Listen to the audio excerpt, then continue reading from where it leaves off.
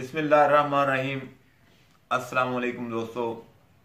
मैं आपको दोस्तों एक शुगर का बेहतरीन नुस्खा जो है ना वो दे रहा हूँ। बेहतरीन नुस्खा है और मेरे काफ़ी सारा मैंने लोगों को ये इसाले सवाब के लिए मुफ्त में दिया है और इंशाल्लाह इसके नताज भी बहुत ज़्यादा हैं। आप ऐसे करें, एक 10-12 अंदरैन ले लें, अंदरैन का उनका पानी निकाल लें। 10-12 अंदरैन लेकर उसको जूसर में डालकर आप पानी निकाल सकते हैं। वैसे छोटे छोटे टुकड़े करके कट कर कपड़े के साथ निचोड़ लें, तब भी पानी निकल आएगा। तो तकरीबन ये आप ऐसे करें, आधा किलो पानी ले लें।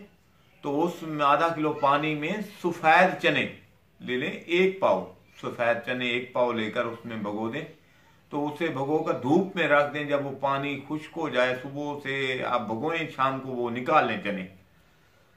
तो वो चने आप रख दें। जब चने खुश्क हो जाएं तो एक चना खाने के बाद रोजाना आप सुबह खाएं, इंशाल्लाह शुगर आपकी जो है वो कंट्रोल रहेगी। वस्सलाम।